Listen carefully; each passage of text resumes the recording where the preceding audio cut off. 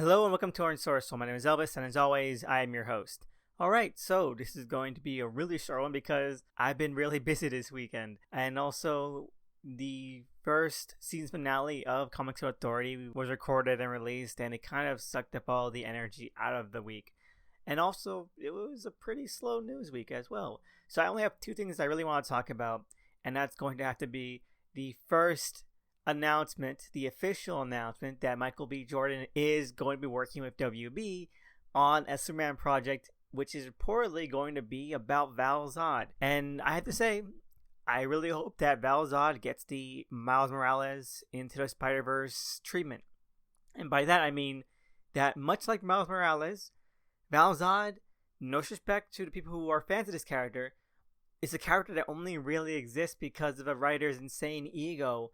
And that said writer wrote him like crap, like a non-entity, like just a prop, and hopefully a movie, much like Into the Spider-Verse did for Miles Morales, will be able to make this character an actual fleshed out character. So fingers crossed.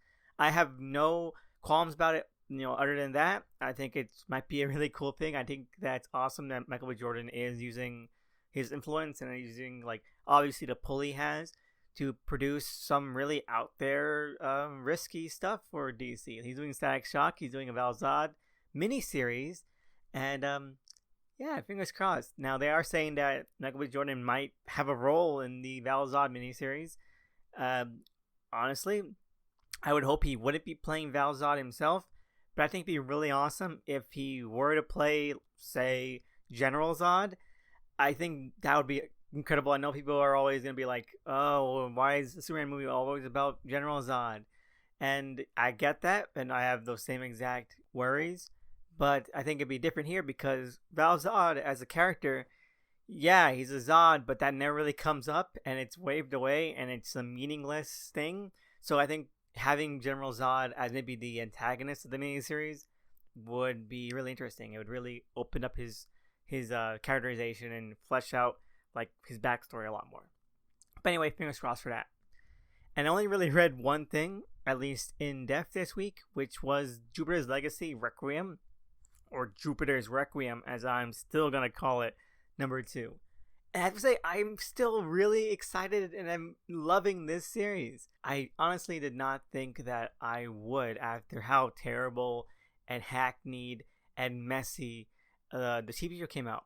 Because Mark Millar was going on, in the promotional material for the show, how connected the show and the comic was going to be, and how they were going to be like a big synergized effort. And it's completely opposite. In fact, it kind of feels like Millar has been reacting to the show, and I know that's kind of impossible because this comic has been in the works for longer than the show, I think. But it does feel like wherever the show zigged, the comic is zagging. And because the show was a complete piece of shit, it's only making the comic that much better, that much more interesting. It's going in places I didn't expect them to go, but every place that it's going is incredibly fascinating. I think that it's allowing Millar to write characters and their plot arcs in really interesting, really captivating ways that are shocking, but also, honestly, because it's so shocking, it leaves a great impact. It's very engaging. It doesn't feel like wafting. It doesn't feel like it's wasting the energy or the time because of how awkward and off-putting it can be. It feels like a mixture of prime Millar, like peak Millar, but also old school, maybe wanting to be kind of shocking Millar, where he's doing things that might be beyond the pale, but there's also a great storytelling purpose behind them. And I guess I have to go to like the big thing, which is that in the Super's Legacy show, one of the main antagonists is made like this really tragic, really sympathetic villain, basically by siphoning off those qualities from the main character of the comic. And in the Jupiter's Requiem number 1 issue, we got that character suddenly reformed and suddenly acting very much like their show counterpart. And I was surprised because he's such a completely unredeemable, unrepentant villain in Jupiter's Legacy. The comic, that I thought like, oh no, we're gonna get this horrible synergized redemption arc. It's gonna be terrible and unearned. And then in this second issue, we have the payoff to that, and it's like Millar going, fuck no. Just completely rejecting and just door slamming it on this character.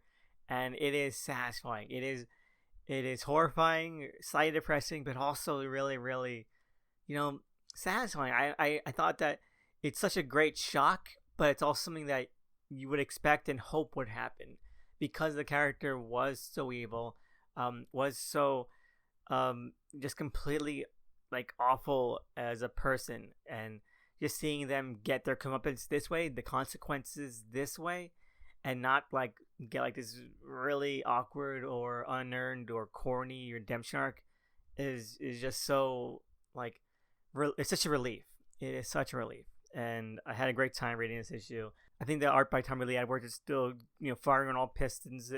It's incredible. It's honestly such a departure from like I think what Wilfredo Torres and what Drank Quietly were doing, but it's still feeling in keeping. I think that this is maybe one of the most substantial kind of reads that Millar's done in a while. Even Legacy could feel very wafting, but so far the second issue of Requiem feel like substantial reads. I'm getting a lot of information out of it, be it plot or character information, and yeah, I'm having a great time. It's also setting up a lot of stuff for future issues. We're getting some plot threads that haven't been seen since Jupiter's Circle, and you know what? I'm excited. I really am. This series is taking me by surprise, and I could be happier about that because it's been like 4 years in the making, so it better be like on its game. So overall, 2 thumbs up. I'm just really excited about this. I'm over the moon. Anyway, that's really about it. I don't think there was anything else that could come to mind, honestly. So I just want to say thank you so much for listening. I want to give a shout out to co-writers for the show at DOTEMCE. Please check them out. They're amazing. And I want to say that I'm also be doing some more unboxing vids at last. And I just posted one up the other week of the 1994 Vintage Violator. It's from the first wave of McFarlane Toy Spawn. So please check that out. I'm going to be doing some more really exciting unboxings for action figures. So yeah, be on the lookout for that. Have a great week. See you again next time. And yeah, stay safe out there.